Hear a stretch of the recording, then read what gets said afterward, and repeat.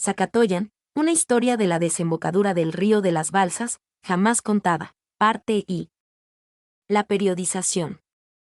Una propuesta de periodización de la historia mesoamericana. La arqueología mexicana. ¿Qué es la arqueología?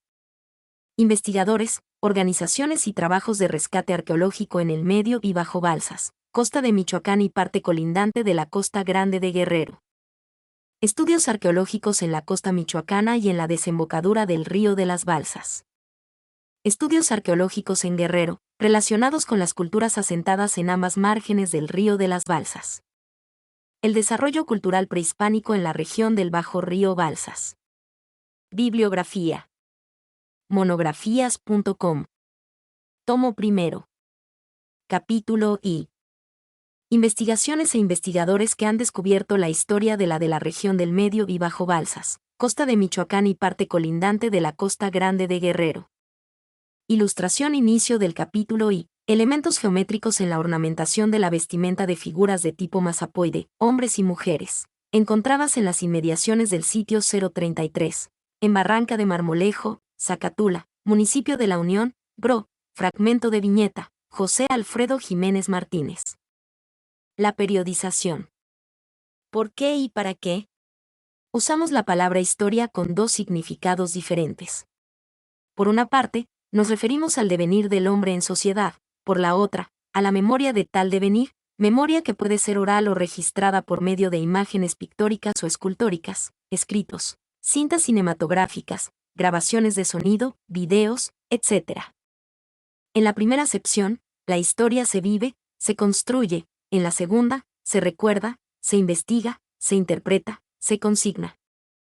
En la primera, un individuo o un grupo hacen historia cuando su acción alcanza el ámbito social; en la segunda, se concibe o se asienta la historia cuando un rapsoda, en la antigua Grecia, persona que recorría los lugares recitando y cantando los poemas épicos / poeta / recitador de versos, un historiador, un arqueólogo, un filósofo o un periodista aprehende intelectualmente el acontecer social o consigna los razonamientos derivados de su reflexión. La historia como devenir es un permanente eslabonamiento de sucesos que, lejos de integrar conjuntos azarosos y desarticulados, derivan unos de otros y se interrelacionan hasta formar complejos compactos de acontecimientos. Los procesos históricos que surgen, se incrementan, alcanzan su plenitud, decrecen, desaparecen en el tiempo. Y se distinguen de los que los preceden y los siguen. Los procesos históricos específicos se dan en los diversos ámbitos de la complejidad social, la economía, la política, la educación, la religión, el arte, etc. Su profundidad y sus extensiones espacial y temporal varían considerablemente de las modas a las instituciones, pero es tal su interrelación en la totalidad de la vida social que conforman procesos históricos globales, mismos que forman etapas completas de la historia. Así, en una época y en una sociedad dada se corresponden, por ejemplo, una coyuntura económica, un modo de acción política, un estilo artístico y una corriente filosófica, independientemente de que exista un cierto desfase temporal entre el inicio y el fin de cada uno de estos hechos históricos. La dimensión temporal de un proceso histórico recibe el nombre de periodo. El paso de un periodo a otro puede manifestarse como una ruptura abrupta, una disolución paulatina o un traslape. Las etapas de los periodos suelen denominarse fases. En su acepción de memoria del devenir, la historia es una herramienta intelectual indispensable para entender la sucesión de los procesos sociales. Pero no basta el conocimiento de los acontecimientos ordenados a partir de la cronología. Para la debida comprensión del devenir social, el historiador habrá de analizar los periodos como unidades de una secuencia. Para ello destacará los rasgos más notorios de cada periodo, intentará encontrar sus interrelaciones, y tratará de descubrir el juego de fuerzas sociales que los producen, mantienen y eliminan. Además, tipificará teóricamente los periodos de una secuencia, los ubicará en el tiempo y les dará un nombre adecuado. En suma, encontrará el sentido histórico general de los acontecimientos. Creará en esta forma un modelo de la transformación histórica, es decir, un marco hipotético para estructurar sus observaciones de una realidad compleja, siempre cambiante. Forzosamente, el modelo creado será una visión demasiado simple, aunque conservará los elementos esenciales de las épocas históricas. Este quehacer se ha denominado periodización o periodificación. Pese a la importancia y edad del concepto, el término no se ha fijado, y a la imprecisión ha contribuido la Academia de la Lengua Española, que hasta el momento no se ha consignado en su diccionario ninguno de dichos términos. En el caso particular de la periodización de la historia de Mesoamérica, adquiere particular importancia la cronología arqueológica, debido a la ausencia de escritura en la mayor parte de sus periodos y de sus áreas. La cronología se define como la ubicación temporal del periodo, tanto en su aspecto relativo, establecimiento de la secuencia histórica, como absoluto, fechamiento.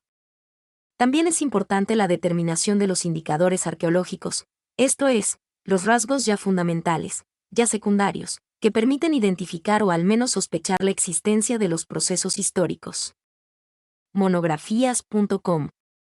Fig. 1. Duración relativa de los grandes periodos de la historia de México. Alfredo López Austin y Alejandro López Luján, Arqueología Mexicana, mayo-junio, 2014. Mesoamérica en el contexto histórico. El estudio de los procesos históricos de la superárea cultural mesoamericana es particularmente difícil debido a la enorme extensión de su territorio, a la oscilación temporal de sus fronteras, a la heterogeneidad de los pueblos que a ella pertenecieron y a la complejidad de su historia. Sobre todo en lo que toca a la existencia simultánea de sociedades con muy diferentes niveles de desarrollo. Parte medular del problema es la elección de la unidad de análisis. En efecto, se puede periodizar por separado la historia particular de cada área de Mesoamérica, centro, occidente, Golfo, norte, Oaxaca y sureste, o la de la superárea como un todo. Consideramos que la estrategia más productiva es comprender el sentido de los procesos históricos a nivel mesoamericano, y sobre esta base analizar el desarrollo particular de las diferentes áreas. Nuestra posición se funda en el hecho de que las sociedades mesoamericanas vivieron una historia compartida durante milenios y estuvieron ligadas por un conjunto complejo y heterogéneo de relaciones. Estas últimas se establecieron a partir de intercambios constantes de bienes, de desplazamientos humanos, de intereses compartidos entre las élites de diversas regiones, del dominio de unas sociedades sobre otras, de sus conflictos bélicos, etc. Las sociedades contemporáneas podían diferir en nivel de complejidad. Sin embargo, lo importante fue que las relaciones se constituyeron en forma estructural y permanente. En un buen número de casos, el bajo nivel de desarrollo de una sociedad puede explicarse como el resultado de sus relaciones asimétricas con una potencia vecina que la avasalló y no como manifestación de un lento desarrollo autónomo. Lo anterior no significa que desconozcamos la importancia de la periodización particular de las diferentes áreas mesoamericanas. Lo que proponemos es que la parcelación de sus historias se haga en el contexto de la periodización general y que, además, se utilicen criterios y nomenclaturas específicos. Como puede suponerse, los diferentes enfoques de los mesoamericanistas han provocado propuestas de periodización tan interesantes como disímbolas. Cada autor divide la historia, de manera consciente o inconsciente, de acuerdo con su forma particular de concebir las transformaciones sociales. Privilegia, por tanto, uno o varios criterios de clasificación. Por ejemplo, algunas periodizaciones se basan en los cambios de la base de subsistencia, de la complejidad social, del patrón de asentamiento, del grado de centralización del poder, de la magnitud del aparato bélico o del nivel de perfección de las manifestaciones estéticas. Breve historia de la periodización de Mesoamérica. En tiempos prehispánicos, los acontecimientos históricos eran comúnmente divididos en grandes periodos, concebidos estos como la sucesión de renombradas naciones. A su vez, cada periodo se subdividía en series dinásticas y en la secuencia de sus gobernantes. La historiografía colonial, basada en los registros indígenas, mantuvo estas pautas, independientemente de la introducción de criterios occidentales, como fueron las comparaciones y los enlaces con las historias bíblica y europea. La visión del pasado prehispánico se transformó radicalmente con las ideas de la Ilustración, décadas más tarde, del positivismo decimonónico. Sin embargo, en lo que toca a la periodización, los cambios más significativos se produjeron al inicio del siglo XX, asociados a la aplicación de las técnicas estratigráficas y al estudio detallado de la cerámica. Fue así como se establecieron las primeras secuencias culturales fidedignas que, con posteridad, serían fijadas cronológicamente gracias a las técnicas de fechamiento absoluto como el radiocarbono y la hidratación de la obsidiana. La historia de las periodizaciones científicas de Mesoamérica tiene poco menos de un siglo y se caracteriza por la abundancia y la diversidad de las propuestas. Dos hallazgos arqueológicos, uno en 1907 y otro en 1909, catalizaron las primeras periodizaciones científicas de Mesoamérica. Zillian et al. Descubrió restos cerámicos muy antiguos bajo la lava de Coyoacán y Manuel Gamio encontró vestigios igualmente remotos en su reconocimiento preliminar en el occidente de la Cuenca de México. Estos materiales, a los cuales se les denominó tipo de los cerros, motivaron en Franz Boas la curiosidad de conocer su relación cronológica con la cerámica conocida en aquella época. Transcurría entonces el año de 1912, fecha en que se iniciaba la llamada Revolución Estratigráfica en el seno de la recién fundada Escuela Internacional de Arqueología y Etnología. Como su director, Boas encomendó a Gamio una excavación en San Miguel Ahuizotla, Azcapotzalco, con el fin de establecer la secuencia estratigráfica, y por lo tanto temporal, de todos los tipos cerámicos de la cuenca. Gamio se dio a la tarea e inmediatamente divulgó sus resultados en los foros académicos, fijando la secuencia tipo de los cerros de Teotihuacán azteca. Basado en este y en otros estudios, Herbert Spinden se dio cuenta años más tarde que sociedades semejantes a la llamada de los cerros no fueron privativas de la Cuenca de México, sino que se extendían desde el altiplano mexicano hasta el norte de Sudamérica. De ahí concibió la existencia de un horizonte arcaico de gran extensión territorial. En esta forma, propuso en 1917 la primera periodización general, la cual incluía, entre otras áreas, el territorio que hoy llamamos Mesoamérica. Mucho después, en 1942, Alfonso Caso presentó en la segunda mesa redonda de la Sociedad Mexicana de Antropología una periodización que abreva del trabajo de Spinden, aunque divide en dos horizontes las llamadas culturas medias de este. Para ello se basó en la secuencia cerámica de Oaxactún. Caso también agregó un cuarto y último horizonte, al que denominó Mixteco Puebla. Hasta donde tenemos noticias, es esta la primera periodización específica de la superárea cultural mesoamericana. Otros autores de la misma sociedad, entre ellos Wigberto Jiménez Moreno y Jorge A. Vivó, complementaron en aquellos años la propuesta de Caso. Para 1948, Pedro Armillas propuso eliminar los rasgos individuales y las peculiaridades estilísticas como criterios de periodización, y que se emplearan en su lugar los factores económicos. A partir de ese momento se multiplicaron las propuestas de división histórica, entre las que destacan las de Ignacio Bernal, Ignacio Marquina, Miguel Covarrubias, el propio Armillas, Angel Palerm, Gordon Eckholmen y Jiménez Moreno.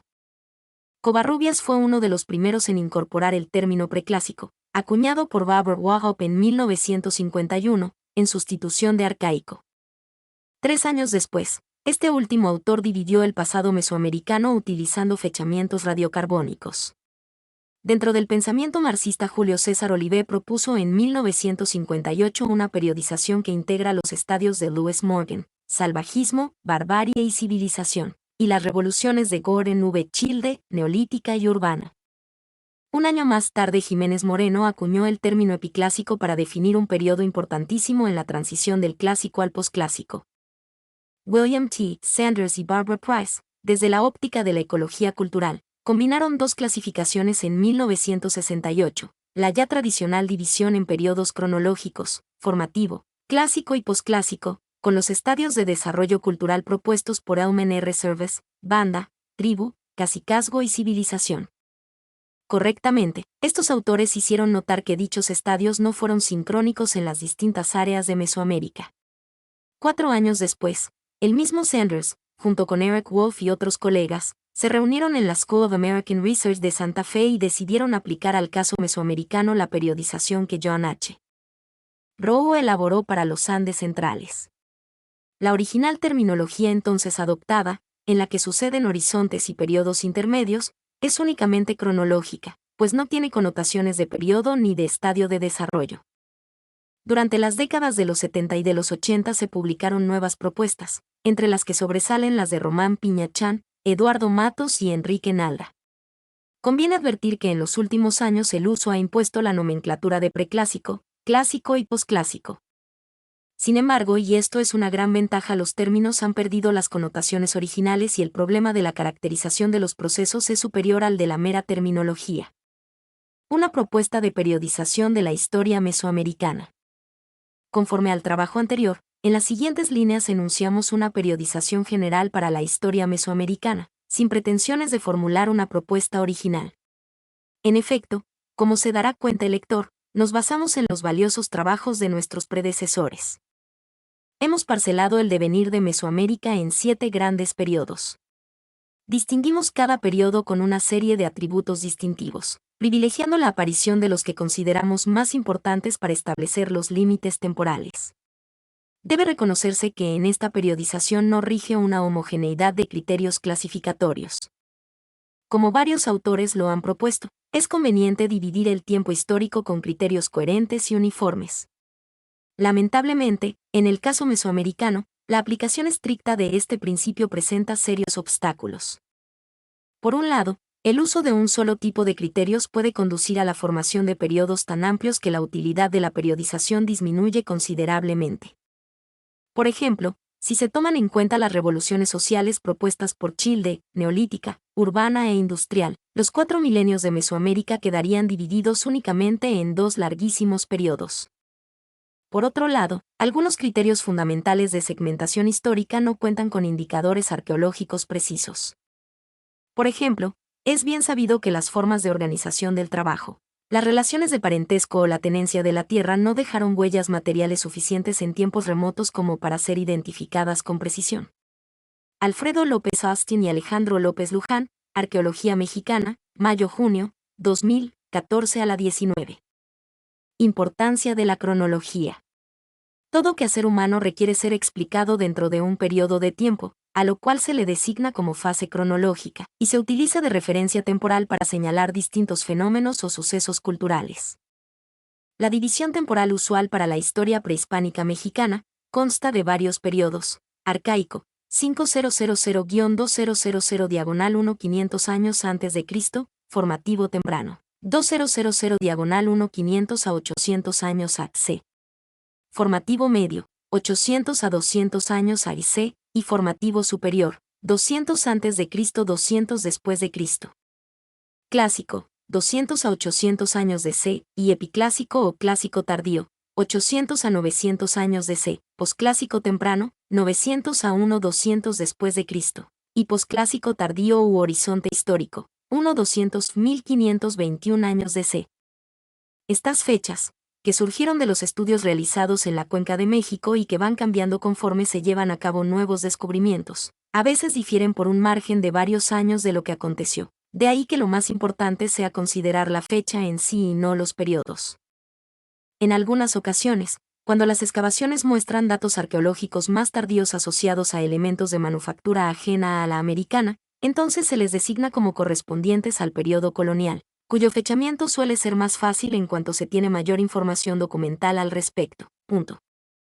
Asimismo, el concepto de regiones y subregiones geográficas y diagonal o culturales ubican especialmente las culturas que se iniciaron, se desarrollaron y finalmente se extinguieron o incorporaron a otras ya existentes. Jiménez García, Martínez Don Juan y Arboleida Castro, 1998, 27. La arqueología mexicana. Y los primeros trabajos. El primer estudio sobre una ciudad prehispánica lo llevó a cabo Antonio Bernasconi en Palenque en 1785. Notable por el detalle y agudeza de las observaciones del autor, que lo acercan a la imagen que tenemos del arqueólogo moderno, es la descripción de las antigüedades de Xochicalco de José Antonio Álzate, publicada en 1791. A la misma época corresponde el análisis iconográfico publicado por don Antonio de León y Gama en 1792, a raíz del hallazgo de 2 importantes monolitos mexicas, la Coatlicue y la Piedra del Sol. Entre las exploraciones realizadas en el Porfiriato destacan las de Leopoldo Batres en Mitla, Monte Albán, Xochicalco y Teotihuacán. 2. Gamio y el estudio integral. El arqueólogo más destacado de la primera época revolucionaria fue Manuel Gamio, tanto por sus variadas contribuciones al estudio de las sociedades prehispánicas como por su enfoque de la antropología como una actividad interdisciplinaria. Por ello, en Teotihuacán no solo investigó el pasado prehispánico sino también a la población de la región. Además, realizó en Azcapotzalco las primeras excavaciones estratigráficas de América y promovió, entre otras, las investigaciones del edificio principal de Teopanzolco, a cargo de José Reigadas Bertis, y las de Cuicuilco. 3. La institucionalización de la antropología. Alfonso Caso fue el arqueólogo relevante de las décadas de los 30 y 40 de este siglo XX. Además de ser un promotor de la antropología, llevó a cabo investigaciones en Monte Albán durante 18 temporadas. Otros trabajos de esa época fueron los de García Payón en Calixtlahuaca, en Malinalco y, principalmente, en Tajín, los de Acosta en Tula, y los de Noguera en Xochicalco. A finales de la década de los 40, Alberto Ruz inició en Palenque las exploraciones que culminarían con el descubrimiento de la tumba de Pacal. Varios extranjeros hicieron trabajos arqueológicos en el país, entre ellos, Vallant en la Cuenca de México, Linné en Teotihuacán, Matthew Sterling en Tres Zapotes y La Venta, y la institución Carnegie de Washington, a partir de 1924, en Chichén Itzá. 4. Ruptura y resistencia. Los principales impulsores de una arqueología distinta a la realizada a fines de los 60 fueron Armillas y José Luis Lorenzo. Además de ellos, destacan los trabajos de Sanders en la Cuenca de México, los de Litvak en Xochicalco y los de la ENA en Guanajuato y Morelos. Entre los ejemplos más notables de proyectos de corte conservacionista están los trabajos de César Sáenz en Xochicalco y, bajo la dirección de Ignacio Bernal en Teotihuacán. En esos años también hubo extranjeros que desarrollaron investigaciones arqueológicas, como las de Richard S. McNeice en Tehuacán y las de Bené Mellon en Teotihuacán. En el área maya, destacan los trabajos de Welles y Andrews Fue en Civilchaltún y en la región del río Bec. Michael de Coe y Richard Adiel trabajaron en San Lorenzo, Kent V. Flannery y en los valles de Oaxaca y David Grove en Chalcatzingo. Las dos últimas décadas. Las dos últimas décadas han sido años de gran actividad en la arqueología mexicana. Además de trabajos comenzados en los años anteriores a este periodo como los de Contreras y Cabrera en Teotihuacán, los de Matos en el Templo Mayor y los de García Moll en Yaxchilán.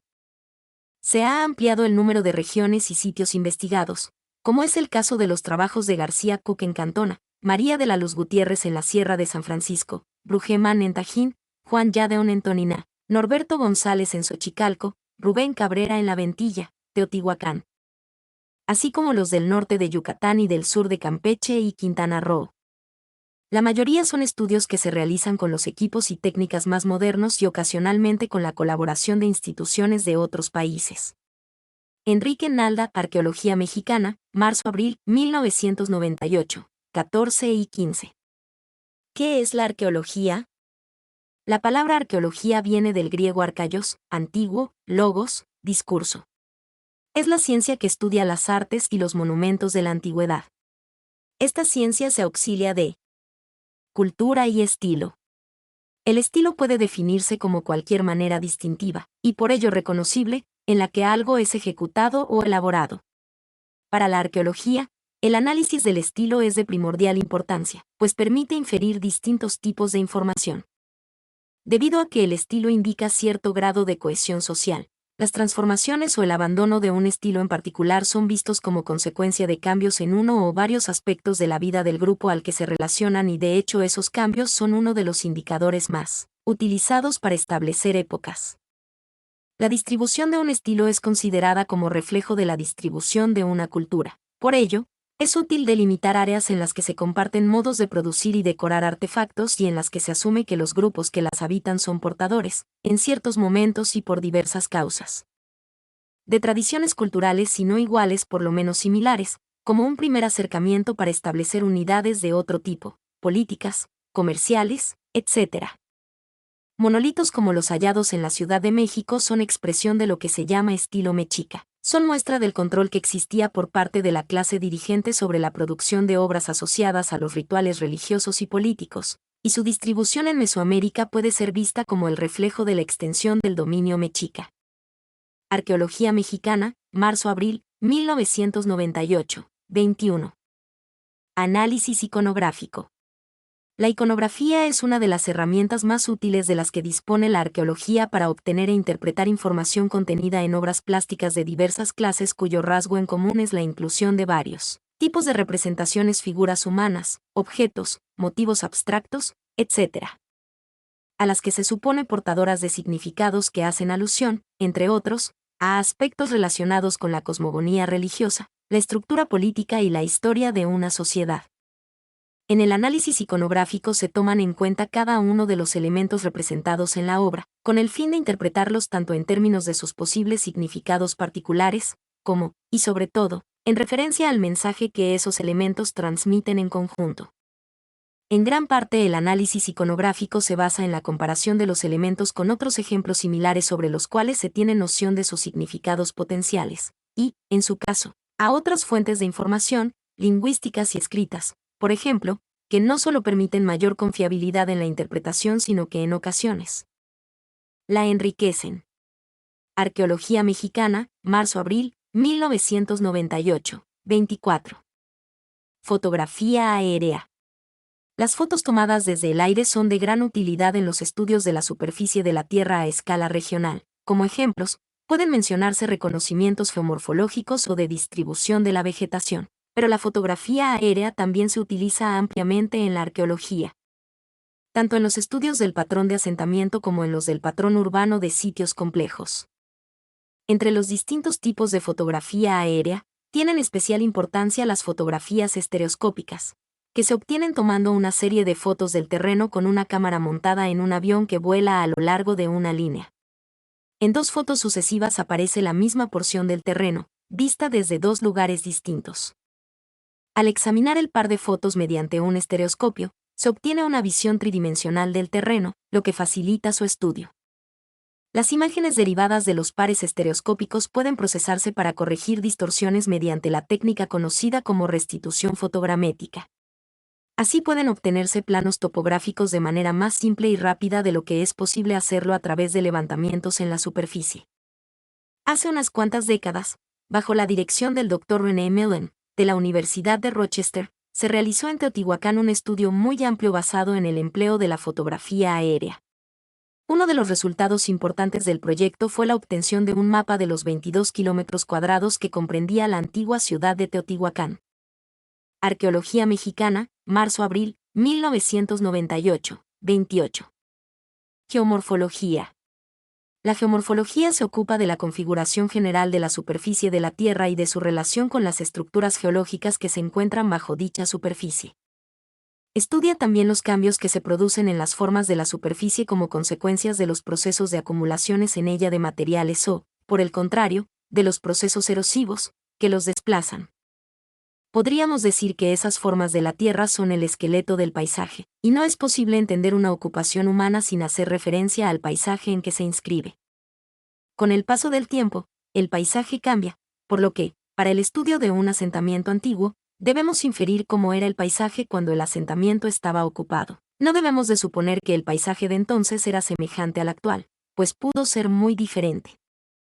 El sitio arqueológico de Cuicuilco es un buen ejemplo de lo anterior. Cuicuilco se fundó hace unos 3000 años en una planicie surcada por arroyos que corrían hacia el este para desembocar en el lago de Xochimilco.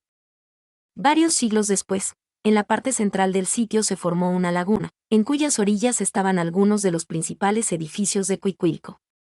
Hacia el año 200 después de Cristo, después de varias erupciones de cenizas, una buena parte del sitio fue cubierta por la lava del Cicle, si bien la laguna persistió por varios siglos más. No podría entenderse la historia de Cuicuilco sin considerar esos cambios de la geomorfología del área.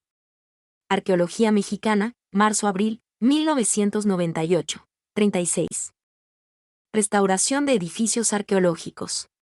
Con frecuencia la exploración de sitios arqueológicos va acompañada de labores dirigidas no solo a investigar los monumentos sino a descubrirlos y restaurarlos con la finalidad de conservarlos y de crear las condiciones que permitan al público apreciarlos. Esta combinación de objetivos es una práctica de larga tradición en la arqueología en México, pues abarca prácticamente desde las exploraciones de principios de siglo llevadas a cabo por Leopoldo Batres en Teotihuacán y otros lugares hasta la actualidad. De acuerdo con la concepción vigente, la restauración puede ser entendida como la intervención sobre la estructura física de un bien cultural, en este caso un edificio, con el propósito de propiciar las condiciones que permitan su permanencia en adelante, y puede constar de alguno o una combinación de los siguientes tipos de intervención: liberación, consolidación, reintegración e integración. Por otra parte, la restauración de un edificio, además de ese primer propósito de conservación, da lugar a la exhibición de algunos de sus valores culturales, principalmente los asociados a su apariencia, que así pueden ser apreciados y, en su caso, utilizados como base para otras investigaciones. Así, una de las premisas básicas de la restauración consiste en efectuarla de tal modo que no se altere en nada la estructura original del bien intervenido. Arqueología Mexicana, marzo-abril, 1998. 40. Análisis metalúrgico. El metal de que está hecho un objeto puede ser estudiado en diferentes planos. Por un lado, puede analizarse su composición química. Los elementos mayores, es decir, aquellos que se encuentran en mayor proporción, pueden dar indicios de la composición de minerales de los que se obtuvo el metal y también pueden identificar algo de los procesos de fundición que se aplicaron para extraer el metal. Cuando se comparan los análisis de varios objetos, puede también detectarse la existencia de proporciones fijas de 2 o 3 metales, lo que implica un conocimiento de las aleaciones, como, por ejemplo, el bronce, una aleación de cobre y estaño. Los elementos traza, que son aquellos que aparecen en proporciones muy pequeñas, pueden permitir identificar los yacimientos de donde provino el mineral usado, aunque ello presenta ciertas dificultades, ya que el metal pudo haber sido hecho de una mezcla de minerales de varios yacimientos o ser el resultado de la fundición de objetos desechados de diversos orígenes.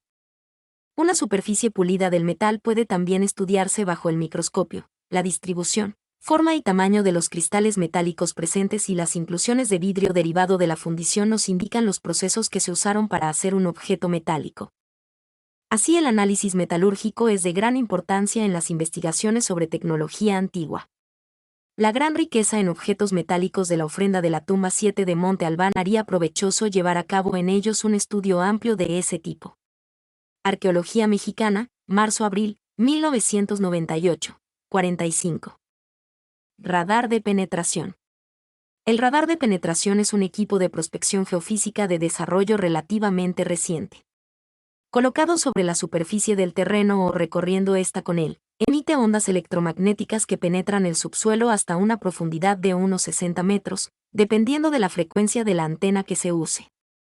Según las características de los sedimentos presentes, de su porosidad y de su contenido de agua, una parte de la radiación es absorbida y el resto es reflejado y registrada por un detector. A partir de los registros, mediante su procesamiento electrónico, se obtienen gráficos de diversos tipos que representan la secuencia de los estratos que están bajo la superficie, secuencia en la que se incluyen tanto los componentes naturales como los de origen humano, como pueden ser construcciones enterradas. Para poder interpretar las gráficas que el equipo produce, es necesario desarrollar patrones de interpretación, lo cual implica la excavación de las áreas en las que se detectan anomalías con el propósito de conocer el origen de estas últimas. Además de sus aplicaciones en geofísica e ingeniería, el radar de penetración promete ser una importante herramienta para la arqueología, pues permite una mejor planeación de las excavaciones. El equipo de prospección geofísica donado por Japón a Lina se utilizó en la venta, pues ahí las construcciones son de tierra y el subsuelo está formado por depósitos aluviales y lacustres, mientras que los monumentos escultóricos están tallados en roca, principalmente volcánica, mucho más compacta que los depósitos, lo que implica un alto contraste entre los monumentos y los sedimentos que los cubren. Arqueología Mexicana, marzo-abril, 1998. 48. Conservación. La conservación de materiales recuperados de exploraciones arqueológicas, pintura, cerámica, escultura, etc. Es un asunto importante por varias razones. Una de ellas es la necesidad de preservar esos materiales en la mejor de las condiciones posibles debido a su calidad de evidencia cultural digna de ser preciada por otros e incluso de ser investigada de nuevo posteriormente. En la conservación de bienes arqueológicos se combinan los aportes de especialistas de diversas disciplinas, quienes de acuerdo con el conocimiento de las características físicas de los materiales y su disposición a influencias externas, junto con el estudio de las condiciones ambientales específicas en que se encuentran, su grado de deterioro y hasta la previsión de la evolución a futuro del mismo, plantean distintas técnicas de conservación que permitan, según el caso, detener esos procesos de decaimiento. Procurar la reintegración de elementos, solo si se posee la suficiente evidencia, y propiciar las condiciones para que el elemento en cuestión se conserve en condiciones aceptables en adelante.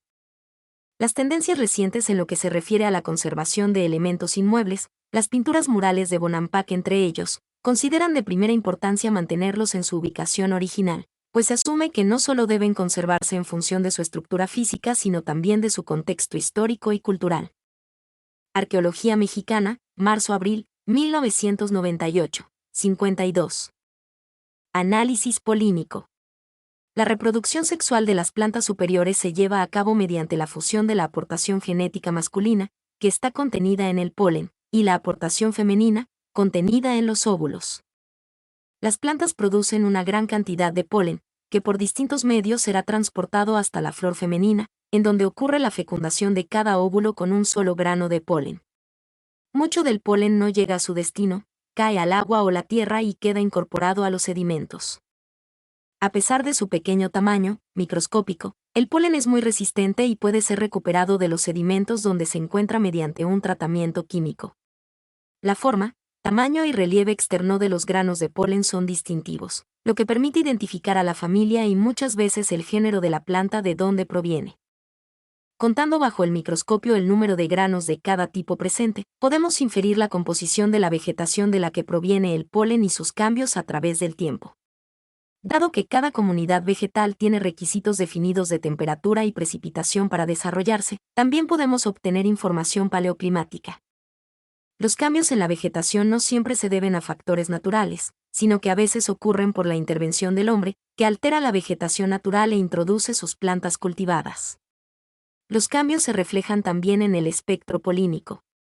Arqueología mexicana, marzo-abril, 1998, 57. Epigrafía. La escritura es el lenguaje dispuesto en una forma visible, y esas formas, inscripciones, glifos, letras, y la manera en que se estructuran constituyen un código compartido por lo menos por algunos miembros de un grupo social.